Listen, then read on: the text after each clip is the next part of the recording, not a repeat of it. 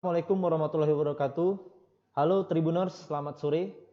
Kembali di sini bersama saya Yoso Mulyawan dalam acara webinar Surat Suara Demokrasi Rakyat. Kali ini kita akan membahas tema yang sedang aktual di perpolitikan Lampung, tentu berkaitan dengan Pilkada Serentak 2020.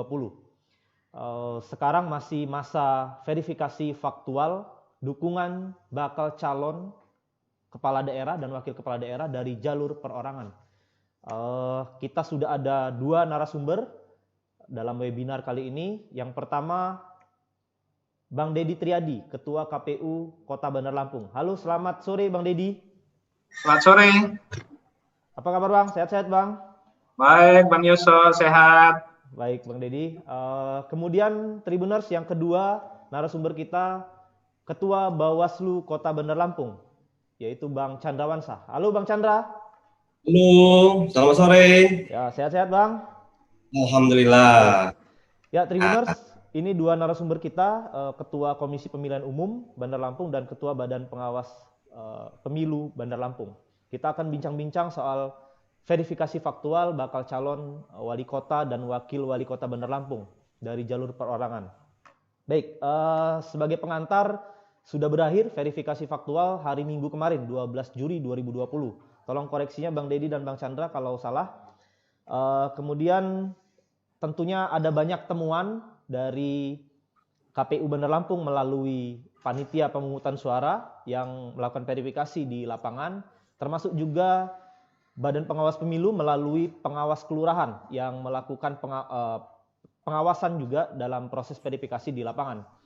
Kemarin yang cukup heboh, termasuk juga Tribun Lampung memberitakan di online maupun di surat kabar, yaitu verifikasi sampai ke kuburan. Jadi ada dukungan yang terdaftar di berkas dukungan salah satu balon wali kota independen. Ternyata ketika diverifikasi itu nama orang yang sudah yang ada di dalam daftar itu sudah meninggal dunia. Kemudian ada juga yang ternyata dia orang dengan gangguan jiwa. Nah, menarik temuan-temuan yang terdapat di lapangan, baik itu oleh verifikator maupun oleh pihak pengawas pemilu. Kita coba ulas dengan Bang Deddy dan Bang Chandra. Pertama ke Bang Deddy dulu. Bang Deddy, gimana nih Bang ceritanya Bang, verifikasinya sampai ke kuburan Bang?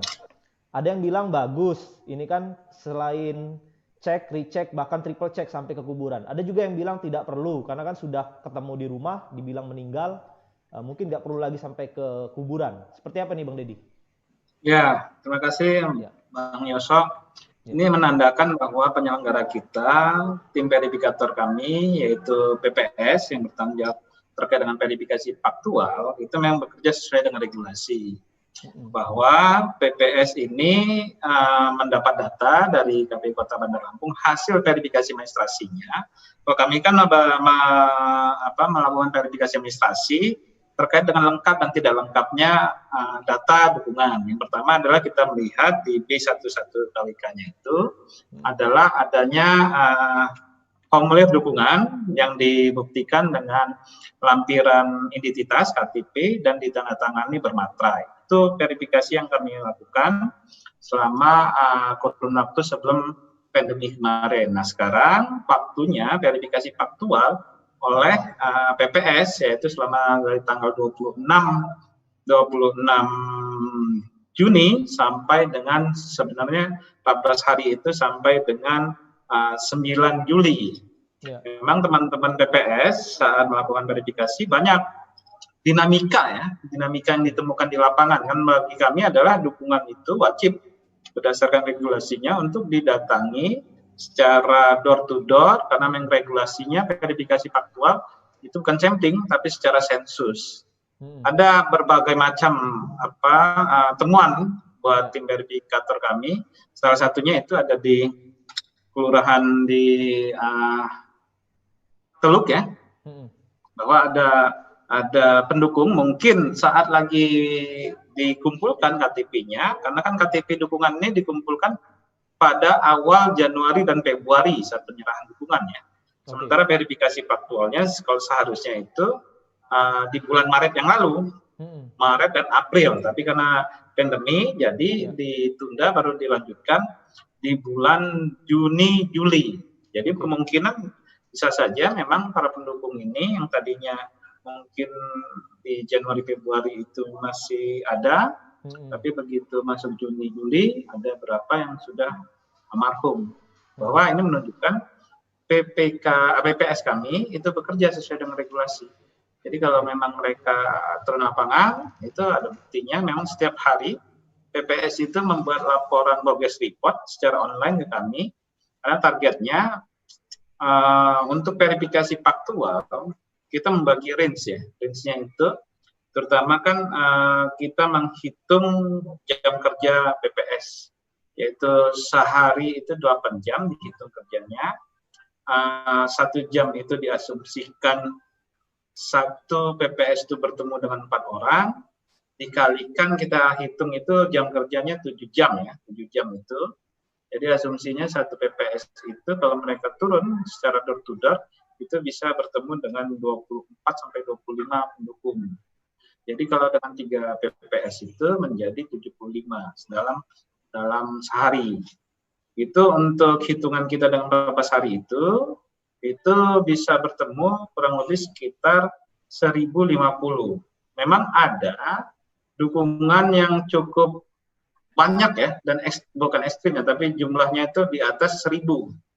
Ada yang 3000, itu kita catat ada tersebar di 30 kelurahan yang jumlah dukungannya itu lebih 1000. Memang ada pertanyaan publik, apakah dengan waktu yang ada PPS itu mampu menyelesaikan verifikasi faktual door to door bagi pendukung yang lebih dari 1.500 ke atas ya, sampai 3.000.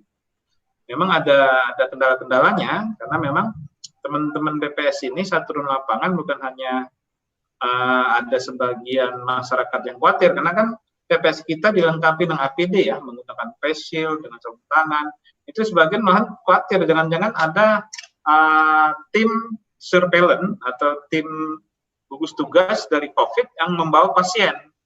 Ada juga sebagian PPS kita itu disangka tim dari pendataan yang untuk penyaluran bantuan sosial. Ada juga PPS kita yang ditolak karena memang keberatan didatangi, karena memang didatangi 1 orang, tapi yang tim verifikasi walaupun PPS ini bekerja 3 orang di masing-masing dibagi wilayah, tapi kan ada juga pengawas kelurahan yang hadir, termasuk juga ada yang menemani gitu ya. Terkadang memang teman-teman BPS ini ada juga yang keberatan didatangi ke rumahnya. Jadi memang banyak sekali dinamika, banyak sekali pengalaman maupun kendala dan hambatan bagi verifikator kami dalam proses verifikasi faktual mulai dari tanggal 26 Juni sampai 10 Juli. Dan hari ini adalah jadwal rapat pleno rekapitulasi di kecamatan secara serentak hari ini tanggal 13. Mungkin itu Mas Yosa.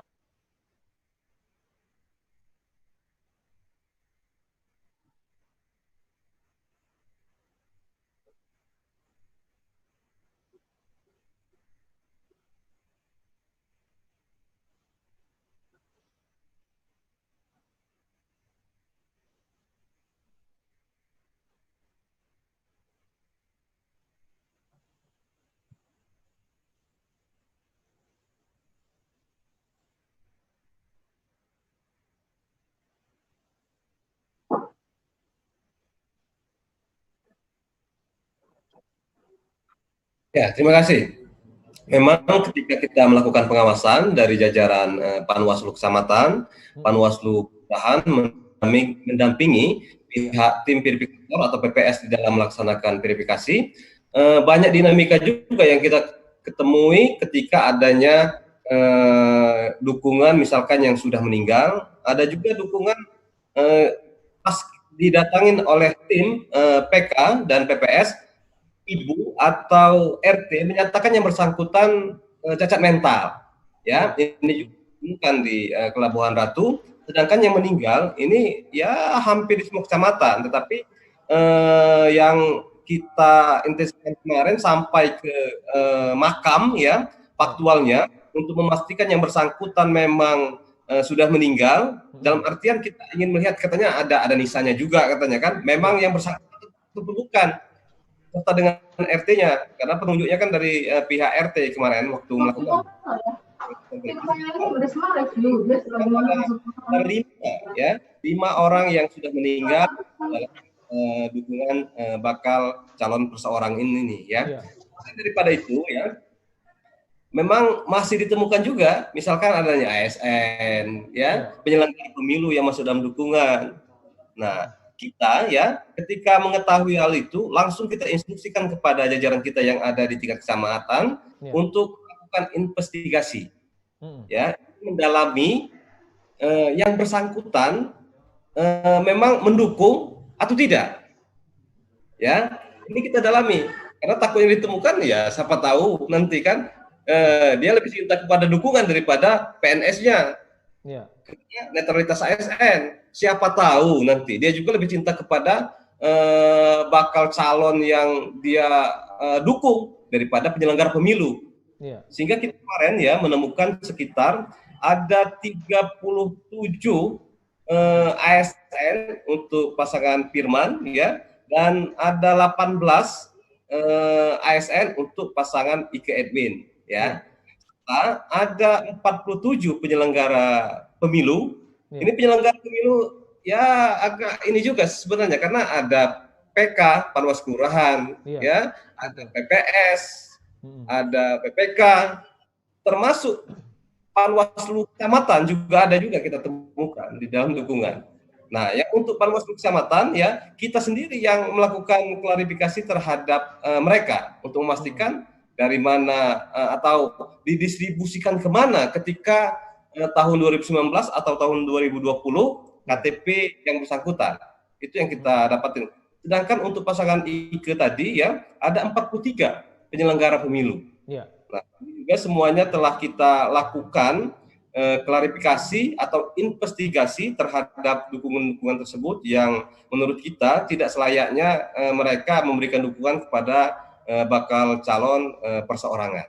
Oke. Baik, Bang Chandra, kita ke Bang Dedi lagi nih, Bang. Bang Dedi, tadi ternyata ada temuan-temuan juga penyelenggara pemilu ikut mendukung. Tetapi kalau menurut saya mungkin si penyelenggara pemilu tidak mendukung sebetulnya, karena pasti dia tahu aturannya seperti apa, ya kan? Nah, ini seperti apa, Bang Dedi? Tadi kayaknya persoalannya di proses pengumpulan dukungan oleh balonnya ini. Mungkin dia entah mengambil fotokopi KTP-nya di fotokopian, kemudian atau juga bisa jadi ngambil di RT. Ini seperti apa, Bang Dedi? Ya, sebenarnya kan calon perseorangan ini memang agak berliku jalannya ya. Dan ini sebenarnya pilihan dari pasangan calon saat dia mencari dukungan itu pertanggungjawabannya adalah kepada publik ya. Bahwa memang dukungan yang dikumpulkannya itu memang benar-benar mendukung. Nah, ini proses untuk memverifikasinya apakah benar tidaknya ini yang sedang kita lakukan sebenarnya. Buat kami tidak perlu mencari tahu dia mendapat dukungan dari mana, tapi saat dukungan itu disampaikan kami, prosedurnya harus kami lakukan adalah verifikasi administrasi. Verifikasi administrasi tadi kita tidak melihat nih orang mendukung atau tidaknya kan, dalam arti bahwa dia ada surat dukungan, ada memiliki KTP Bandar Lampung, sudah itu ditandatangani ya. Dan kita nggak seperti kayak badan pengawas ya. Ini terkait di regulasinya bagi penyelenggara, ya terutama ya TNI, Polri, ASN, penyelenggara maupun aparat, bukan aparat tapi pamong setempat yang kalau di luar Bandar Lampung itu mungkin seperti kayak KAWUR, sudah itu kepala dusun, itu kan yang tidak boleh juga memberikan dukungan. Tapi kalau tadi untuk di Kota Bandar Lampung kan kelurahan ya, aparat kelurahan itu di luar RT RW itu memang ASN kan tidak boleh memberikan dukungan. Nah, ini yang sebenarnya tugas kami sesuai dengan regulasi itu melakukan verifikasi faktual. Kalau di dalam verifikasi administrasi, kita kalau untuk status TNI Polri maupun TNI Polri ya, itu sebenarnya kita saat verifikasi administrasi udah kita berikan status sebagai BMS. Belum memenuhi syarat, tapi dalam regulasinya itu wajib untuk verifikasi faktual. Jadi kita akan turunkan Oke. Kemungkinan mungkin saat dia lagi menyerahkan dukungan kemarin dia masih TNI Polri, mungkin saat verifikasi faktual dia udah beralih status ya, udah pensiun dan lain-lain, itu diperbolehkan. Tapi kalau untuk statusnya penyelenggara, ya sebenarnya inilah gunanya verifikasi faktual untuk memastikan benar nggak dukungan ini KTP-nya mendukung pasangan calon, apalagi kalau statusnya sebagai penyelenggara. Kalau buat kita itu hanya menentukan dua status, yaitu memenuhi syarat mendukung atau tidak memenuhi syarat. Nah selanjutnya memang tugas pengawas. Kalau memang ada penyelenggara, ada ASN maupun ada TNI Polri, itu memang harus ditindaklanjuti oleh badan pengawas dengan klarifikasi. Kalau buat kami cukup terhentinya kalau memang dia status TNI, Polri, ASN maupun penyelenggara itu langsung TMS. Jadi untuk proses kita mencari tahunya dia minta dukungan dari mana, KTP dari mana, apakah dia ada pemalsuan segala macam, itu ranahnya di badan pengawas, bukan di KPU. KPU juga memastikan saat verifikasi faktual itu benar-benar mendukung atau tidak mendukung. Itu saja. Bang Deddy, kalau pertanyaannya begini Bang Deddy, kalau tadi ASN kemudian penyelenggara pemilu, jadi ada kategori orang yang tidak boleh memberikan dukungan. Bagaimana kalau keluarganya Bang Deddy? Misalkan istrinya atau kalau dia sudah punya anak yang sudah bisa memilih, dia memberikan dukungan. Bagaimana statusnya Bang Deddy kalau keluarga dekat dari si penyelenggara pemilu, kemudian ASN, Polri dan lain sebagainya? Silakan Bang Deddy. Oh, itu diperbolehkan karena kan terkait dengan profesi itu melekat pada yang bersangkutan ya. Sementara kan keluarga maupun apalagi anak yang sudah memenuhi syarat sebagai pemilih atau lagi pendukung, itu tidak ada larangan. Jadi kalau memang sejauh memang benar dukungan itu saat kita verifikasi faktual yang bersangkutan menyatakan mendukung. Kalau yang bersangkutan menyatakan mendukung itu memenuhi syarat. Tapi kalau yang bersangkutan menyatakan tidak mendukung dan menandatangani namanya BA5 KUK, berita acara tidak mendukung, itu kita langsung menentukan statusnya menjadi PMS, tidak memenuhi syarat. Baik. Ke Bang Chandra, tadi menyambung dari Bang Deddy tadi. Ini ranahnya Bawaslu soal bagaimana balon mendapatkan dukungannya, karena ternyata banyak sekali dukungan fiktif. Ternyata tidak mendukung, kemudian ternyata sudah ada yang sudah meninggal, kemudian ternyata ada ASN penyelenggara pemilu. Nah, kemudian ini kan sudah diketahui misalkan dari hasil verifikasi sementara itu fiktif. Ada sanksinya nggak Bang Chandra? Kemudian ini apakah masuk ranah hukum pemilu atau hukum pidana, misalnya seperti itu? Silakan Bang Chandra. Ya, terima kasih. Kita ini saja lagi memproses sebuah penyelenggara pemilu atau sebuah kasus ya terkait dengan adanya penyelenggara pemilu yang meng-MS-kan yang seharusnya TMS. Nah, maaf ya Bang Deddy, kita lagi memproses di kecamatan, di salah satu kelurahan di Kecamatan Kedamaian ya. Ini sudah pembahasan pertama dengan Gakumdu. Ini terkait dengan yang saya sampaikan tadi, di MS-kan padahal TMS. Nah, apabila ditemukan adanya ASN ya, adanya penyelenggara pemilu, ya kita tidak bisa menafsirkan bahwa yang kita investigasi kemarin ya info kalau tahun 2019 dia menyerahkan ke lembaga ini, dia menyerahkan ke lembaga itu. Ya, itu yang kita cari kebenarannya. Ya, apabila ada masyarakat yang ingin melaporkan secara formal kepada Bawaslu, ya kita welcome untuk kita uji di Gakumdu. Ya, kita uji di Gakumdu ya. Karena yang memutuskan kalau ada unsur pidana pemilu, maka Gakumdu yang akan memutuskan apakah memenuhi unsur ataupun tidak. Tetapi kalau kode etik misalkan ya, seperti yang saya sampaikan tadi bahwa kami lagi melaksanakan pemeriksaan terhadap salah seorang penyelenggara pemilihan di salah satu kelurahan ya. Nah, ini ada kode etiknya. Nanti ya setelah kami plenokan rekomendasinya kepada KPU seperti apa nanti akan kami plenokan terlebih dahulu.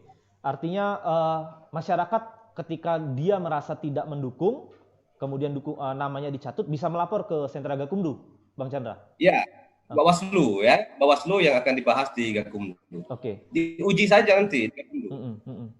Oke, berarti ke Bawaslu kemudian nanti dibahas di Sentra Gakumdu. Itu muaranya ya Bang Dedi ya? Bang Chandra ya, sorry. Baik, kita ke Bang Dedi lagi. Bang, sekarang masuk masa perbaikan dukungan Bang ya. Artinya balon yang dukungannya dinyatakan TMS itu bisa diberi waktu untuk memberikan dukungan tambahan. Ini seperti apa mekanismenya Bang Dedi? Berapa syaratnya, kemudian mulai kapan tahapannya, kemudian kapan verifikasi lagi? Silakan Bang Dedi. Ya, berdasarkan PKPU 5 ya, buat tahapan yang hari ini yang sedang berjalan, ada proses ya. Sebenarnya jadwal rekapitulasi di kecamatan itu mulai tanggal hari ini, hari pertama, tanggal 13 sampai tanggal 19 Juli. Itu rapat pleno terbuka rekapitulasi di tingkat kecamatan. Sementara untuk rapat pleno di KPU Kabupaten Kota, khususnya Kota Bandar Lampung, itu nanti di tanggal 20. Jadwalnya itu 20-21. Selanjutnya di tanggal 22-24 Juli, jadwal ya, pemberitahuan hasil pleno hasil pleno rekapitulasi di tingkat kabupaten kota kepada pasangan calon, yaitu tanggal 22 sampai 24 Juli.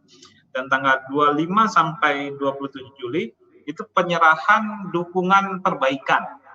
Dukungan perbaikan ini nanti kalau memang seandainya pasangan calon itu ternyata dukungannya yang syarat misalnya 20.000 ya. Jadi dia membutuhkan dukungan kan perbaikan dia 27.000.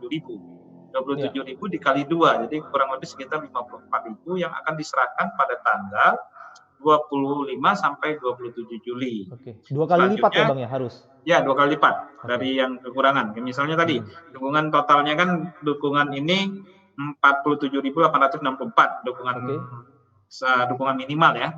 Hasil verifikasi faktual yang memenuhi syarat misalnya 20.000. Jadi kurangnya 27.000 dikali 2. Dikali 2. Oke. Yang harus disiapkan oleh pasangan calon yang diserahkan lagi ke kami pada tanggal 25 sampai 27 Juli. Itu nanti ada tahapan lagi, kita ada namanya verifikasi administrasi, tanggal 27 Juli sampai 4 Agustus.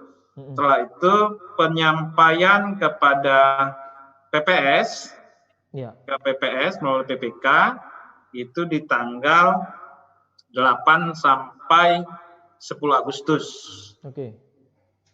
Nah, selanjutnya verifikasi faktual memang agak berbeda dengan verifikasi pertama. Verifikasi faktual oleh PPS lagi, itu tidak lagi door to door, tapi langsung mengumpulkan para pendukung di satu tempat yang disepakati, nanti dilakukan verifikasi faktual oleh PPS.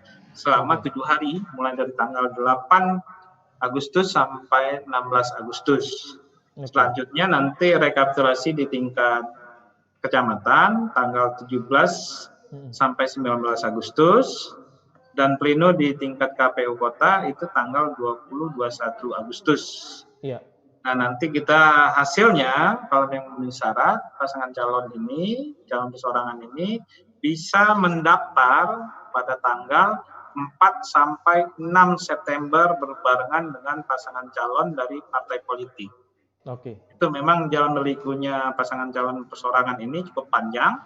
Selain memang mereka harus memastikan dukungan mereka ini clear and clean, kita sebenarnya dari awal begitu jalan verifikasi 3 hari, tanggal 26 kita 24 kita menyerahkan dukungan itu kepada PPK, PPK menyerahkan dukungan itu kepada PPS tanggal 25, dan 26 Juni itu PPS melakukan verifikasi faktual, dan 3 hari setelah itu kami sudah mengunjungi tim posko di masing-masing pasangan calon. Itu kita sudah mengingatkan untuk terkait mempersiapkan perbaikan dukungan, karena kita sudah bisa pastikan 2 pasangan calon sebelum berakhirnya verifikasi faktual pada tanggal 9-10 Juli itu, bahwa 2 pasangan calon ini pasti perbaikan. Apa?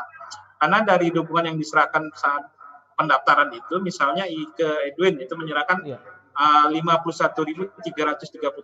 Hasil verifikasi administrasi kita itu dia yang memenuhi syarat itu 43.000. Oke. Jadi memang kurang 4.000 sudah pasti kan? Itu saja sudah kurang dari administrasi. Ya, dari hasil verifikasi.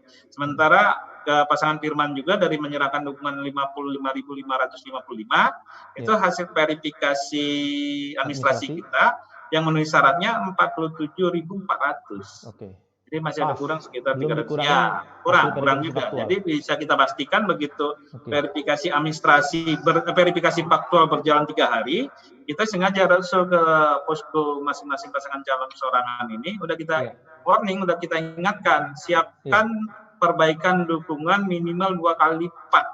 Asumsinya kemarin kita udah gambarkan, misalnya dari 10 pendukung yang kita datangi, itu sekitar 70% yang dapat ditemui. Dari yang dapat ditemui itu sekitar 50% ada yang mendukung dan 50% tidak mendukung.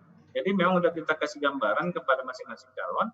Perkiraannya, estimasinya, ya 50% dukungan yang kita verifikasi itu seperti itu kondisi lapangannya.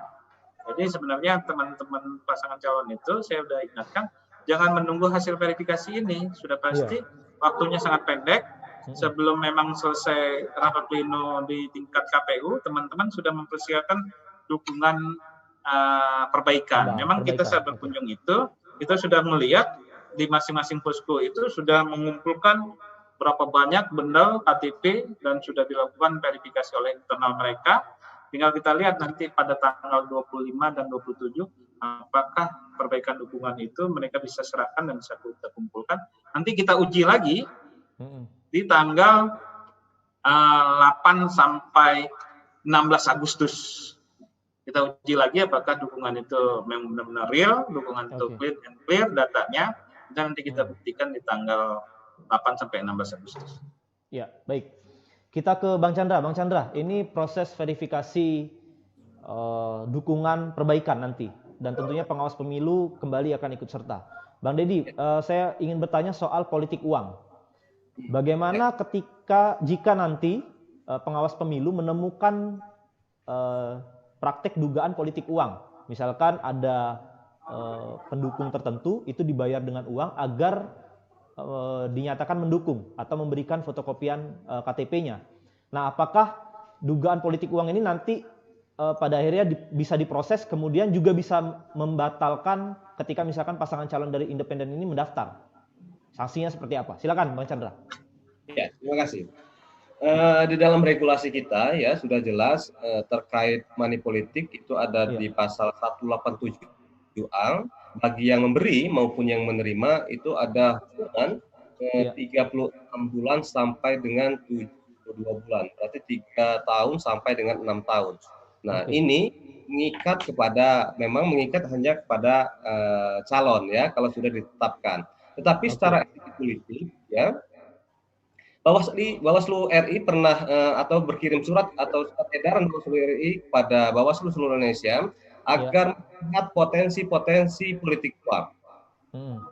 Sudah banyak contohnya bahwa bakal pasangan calon ya kita surati agar tidak memanipulasi atau tidak mempolitisasi bantuan pandemi virus ini untuk memilih ataupun jangan memilih, memihak ataupun tidak memihak kepada calon tertentu. Karena banyak di antara petahana-petahana di seluruh Indonesia yang menggunakan dana pandemi untuk keperluan pencalonan kembali. Ya, di Kota Bandar Lampung kita ada petahana ya yang akan maju kembali. Nah, ini sudah kami warning dari jauh hari, sudah kami surati semua bakal pasangan calon yang telah mendaftar di partai politik beserta dengan bakal pasangan calon perseorangan agar tidak ada embel-embel misalkan di dalam pemberian bantuan sosial. Nah, terkait dengan misalkan adanya politik uang terhadap dukungan ya, ini memang kita mengetengahkan terhadap etika berpolitik tadi. Ya, jangan sampai kita memberikan atau mengembel-embel bahwa kita ingin mendapatkan dukungan dengan memberikan uang kepada masyarakat, membodohi masyarakat. Kita ini kan harus memberikan pendidikan politik kepada masyarakat. Jadi jangan sampai nanti etika berpolitiknya kurang santun karena menggunakan cara-cara tertentu yang tidak baik untuk memberikan atau meminta dukungan kepada masyarakat. Oke, artinya sanksinya tidak ada ya, Bang Chandra? Tidak sampai dia kemudian menggugurkan pencalonan atau seperti apa? Belum ya? Belum. Karena belum di calon ditetapkan ya. sebagai calon. Oke. Baik, kembali lagi ke Bang Deddy. Bang Deddy, Ya. ada proses verifikasi dengan cara lain selain secara langsung. Ada secara virtual, ya. Kemudian ada juga yang saya dengar adalah pertemuan terbatas. Artinya dikumpulkan 5-10 orang misalnya, kemudian diverifikasi. Seperti apa itu mekanismenya, Bang Deddy? Ya, itu berdasarkan surat edaran SE 20 juknisnya terkait dengan pelaksanaan verifikasi faktual. Karena kan memang regulasi terkait dengan verifikasi faktual pencalonan ini masih mengacu pada PKPU yang lama, tapi juknisnya memang disesuaikan dengan protokol kesehatan. KPU baru menerbitkan tuh baru PKPU 5 tentang jadwal tahapan, setelah itu PKPU 6 tentang protokol kesehatan. Dalam pelaksanaan verifikasi faktual memang dilakukan secara virtual, secara tatap muka, tapi apabila para pendukung ini karena tidak bisa dihadirkan karena sakit atau sedang luar kota maupun memang ada alasan tertentu, itu boleh verifikator kami meminta difasilitasi kepada LO penghubung dari pasangan calon baik di tingkat kelurahan maupun di kecamatan untuk dilakukan verifikasi faktual melalui daring. Daring itu bisa dengan video call maupun dengan sarana komunikasi lainnya.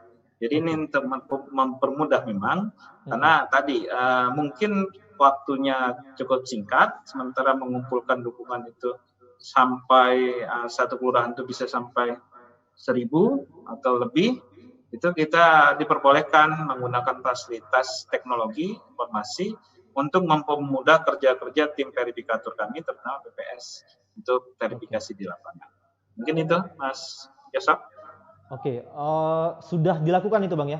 Kemarin-kemarin sudah sempat dilakukan secara virtual? Ya, memang dalam regulasinya disebutkan apabila PPS kita selama 3 hari melakukan verifikasi door to door secara sensus tidak dapat bertemu dengan para pendukung, maka hari ketiga dia berkoordinasi dengan pasangan calon untuk dihadirkan di tempat yang disepakati.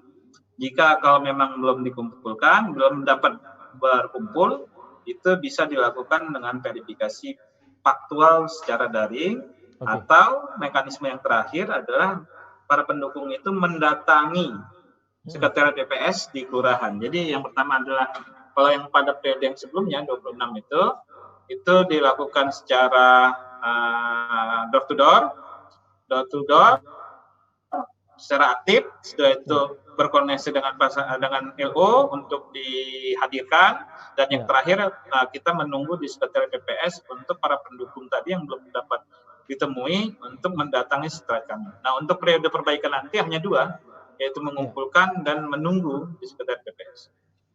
Oke. Kita Mas Yasa. Ya, baik.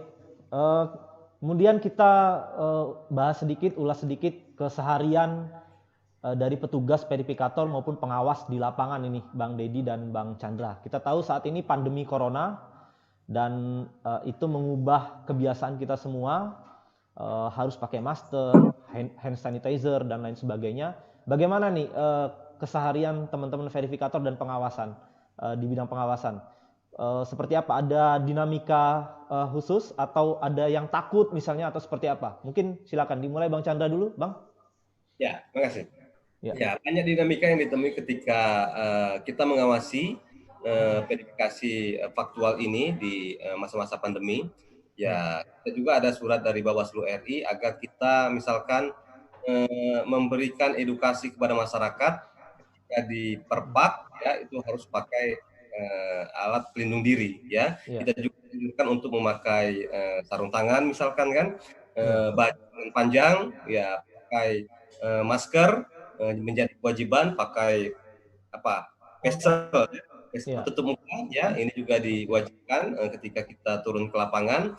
Ya memang kita temui kadang-kadang banyak masyarakat yang kita temui di Kota Bandar Lampung masih mengabaikan atau tidak memakai alat pelindung diri ya walaupun pakai masker. Nah ini banyak juga kita temui ya, kita berikan edukasi kepada mereka supaya ya membiasakan diri dengan era normal ini. dengan menggunakan alat pelindung diri berupa minimal ya itu pakai masker. Oke. Tapi dari tim pengawas nggak ada yang positif atau PDP atau ODP, Bang? Ya, alhamdulillah kemarin kita Bang, ya. dengan teman-teman KPU ya tes ya. Ditemukan memang ada beberapa yang reaktif, tetapi ketika cek ulang ya alhamdulillah sampai ada yang di swab ya dua salah ya negatif. Alhamdulillah, Bang. Oke, Bang Dedi gimana, Bang Dedi? Apa dinamika teman-teman di lapangan? Sebenarnya gini. Ya. Dengan pilkada lanjutan ini, yang syarat utama yang diminta oleh penyelenggara baik KPU, Bawaslu maupun DKPP, penerapan protokol kesehatan ini tidak bisa tawar-menawar. Karena terus terang jangan sampai KPU dengan pilkada lanjutan ini menjadi klaster baru. Yang di Kota Bandar Lampung ini kan walaupun tidak status PSBB, tapi kan sebenarnya dari 20 kecamatan itu 19 kecamatan terkonfirmasi positif. Itu sebenarnya jadi warning kami.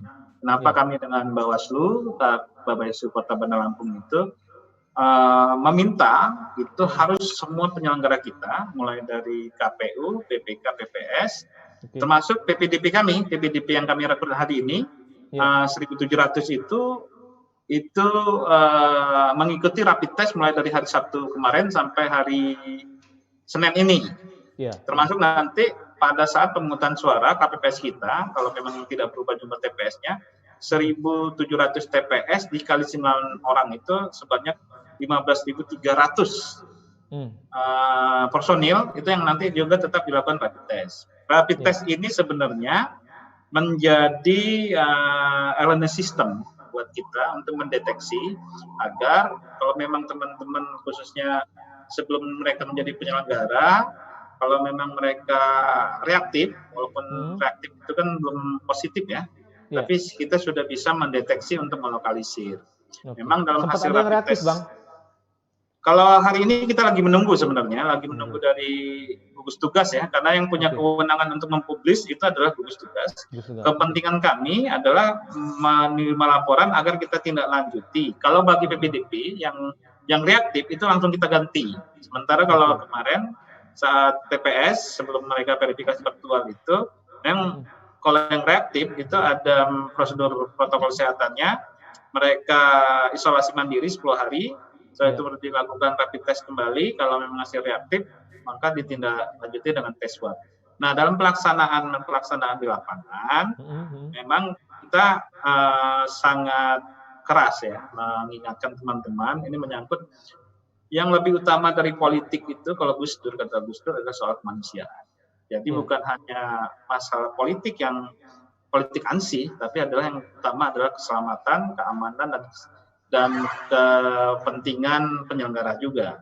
Jangan sampai dengan pelaksanaan pilkada ini kita selain menjadi carrier pembawa, kita juga bisa menjadi klaster penyebar COVID di Kota Bandar Lampung. Jadi memang pelaksanaan protokol kesehatan bukan hanya saat pelaksanaan verifikasi faktual, termasuk juga itu di Sekretariat PPS maupun di Sekretariat PPK, kita minta diterapkan sesuai dengan protokol kesehatan yang diatur dalam PKPU nomor 6 tahun 2020. Jadi selain APD, prosedurnya juga harus dilakukan dan ini juga tidak bisa diabaikan dan tidak bisa ditawar-menawar bagi kita. Mungkin itu cocok. Ya, terakhir ini mungkin Bang Dedi dan Bang Chandra, kita sudah sampai di penghujung acara. Mungkin apa nih harapan KPU maupun Bawaslu terkait dengan proses verifikasi dukungan balon independen, terutama nanti di verifikasi dukungan perbaikan. Mungkin Bang Dedi silakan, Bang.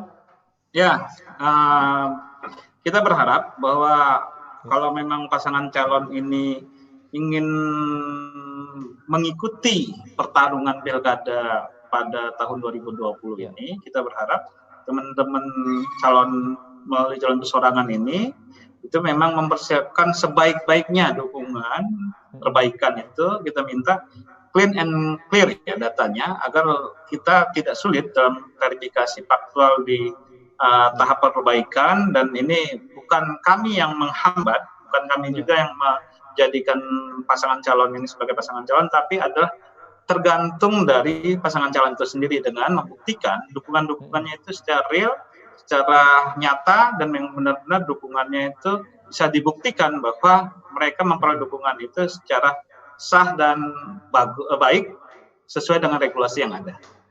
Baik. Bang Chandra, gimana Bang harapannya Bang? Kaitannya dengan temuan-temuan kemarin, bagaimana agar tidak terjadi lagi? Silakan Bang.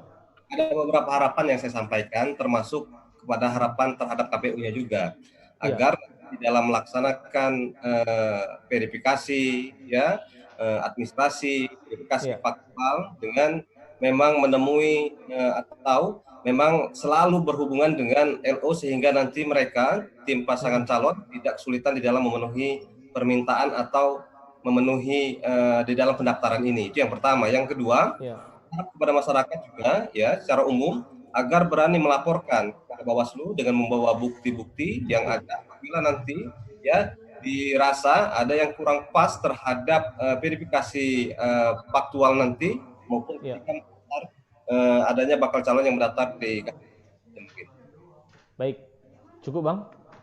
Oke, Tribuners, kita sudah sampai di akhir acara.